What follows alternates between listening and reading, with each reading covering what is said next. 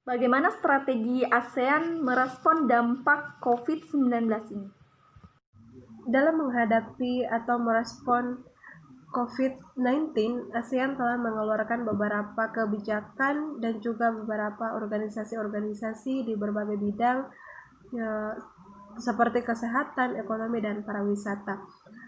Di bidang kesehatan, ASEAN mengaktifkan mekanisme kerjasama kesehatan seperti ASEAN Center for Public Health Emergencies and Emerging Disease, kemudian ASEAN Comprehensive Recovery Framework, dan juga ASEAN Plus 3 Task Force on Pandemic, serta ASEAN Portal for Public Health Emergency.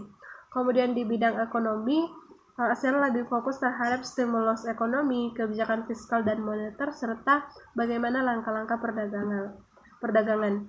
Kemudian di bidang pariwisata, ASEAN telah membentuk beberapa organisasi seperti Tim Komunikasi Krisis Pariwisata, kolaborasi organisasi pariwisata nasional ASEAN, serta SOP pelayanan di sektor pariwisata dan perhotelan. Inilah beberapa kebijakan atau organisasi-organisasi yang dibentuk oleh ASEAN dalam merespon pengaruh atau dampak COVID-19 di ASEAN. Jadi, bagaimana penurunan ekonomi di ASEAN selama masa pandemi ini?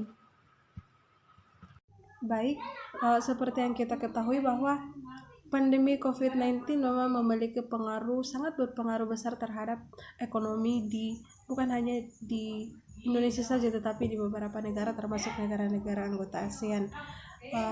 Pandemi ini menyebabkan terjadinya resesi di beberapa negara ASEAN. Resesi sendiri merupakan suatu kondisi di mana saat pertumbuhan ekonomi suatu negara mengalami kontraksi pada 2 periode berturut-turut.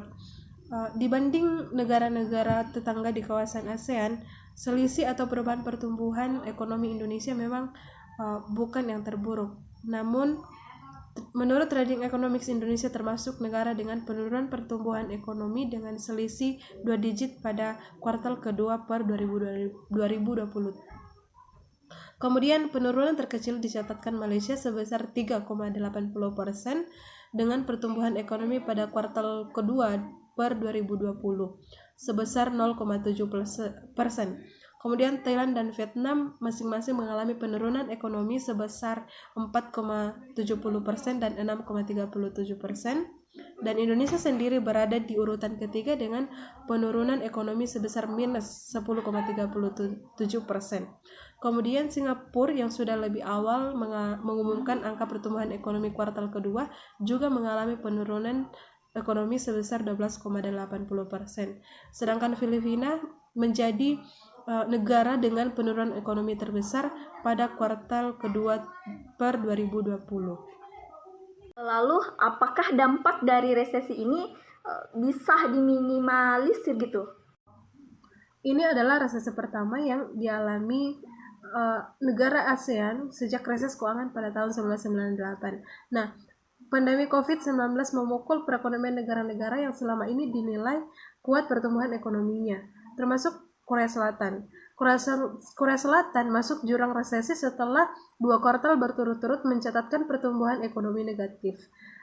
Karena merupakan salah satu investor strategis bagi Indonesia, memburuknya perekonomian Korea Selatan juga dikhawatirkan bisa memberi dampak buruk pada arus modal dalam bentuk penanaman modal asing. Korea Selatan ini merupakan salah satu sumber investasi terbesar di kawasan Asia. Jadi apalagi karena banyak industri padat karya nasional yang tergantung pada supply dan investasi Korea, sehingga bila resesi memburuk, industri nasional bisa terkena pukulan yang signifikan. Jadi dampak resesi bisa diminimalisir meski jelas berpengaruh pada ekonomi Indonesia apabila dampak resesi Korea Selatan bisa diminimalisir. Ekonom dari Universitas Indonesia, Fitra Faisal Hastadi, mengatakan bahwa Indonesia masih berpeluang selamat dari resesi karena karakteristik ekonomi yang berbeda dari Korea Selatan dan Singapura. Bila Singapura dan Korea Selatan menggantungkan ekonomi mereka pada ekspor, penggerak ekonomi di sini lebih banyak didorong oleh konsumsi domestik. Kalau ekspor terganggu, kontribusinya tidak banyak.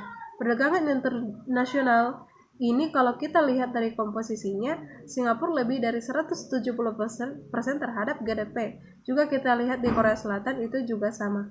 Meskipun masih kurang dibanding Singapura, tapi tetap saja mereka mengandalkan jaringan rantai produksi regional dan global.